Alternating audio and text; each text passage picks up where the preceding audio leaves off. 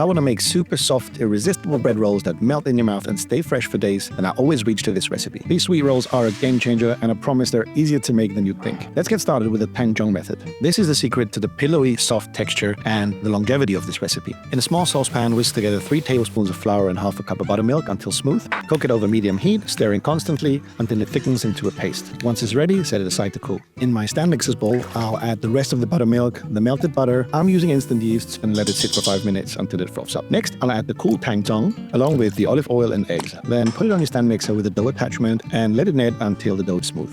I'll then knead it into a smooth ball, place it into a stainless steel or a glass bowl, cover it with a bit of cling film and let it rest in a warm place for 40 minutes. After that first resting period, it should have doubled in size. So we can now take it out and place it on a lightly floured surface and press it out into an approximately 8 by 8 inch square. We'll then cut it into 8 equal pieces, lightly press them out, and then you can see I'm putting some tension into the dough by rolling them tightly together and then forming it into a ball. We then let them rest for a final 30 minutes, which will make sure they grow evenly in the oven and the dough doesn't rip when it grows, as the gluten will be more malleable at that point. And the last step before we bake them is to brush them with an egg wash, which is really just 1 egg and a little bit of water mixed together. And if you want to turn these rolls into a dessert, then here's a super simple trick. Just sprinkle some demerara or brown sugar on top before baking. Now bake at 350 Fahrenheit or 175 Celsius for about 20 minutes until they're golden brown. Let them cool and enjoy these absolutely amazing bread rolls. As always, if you want the full ingredient list, make sure you check out the blog, and if you have any questions, post them in the comments. See you next time.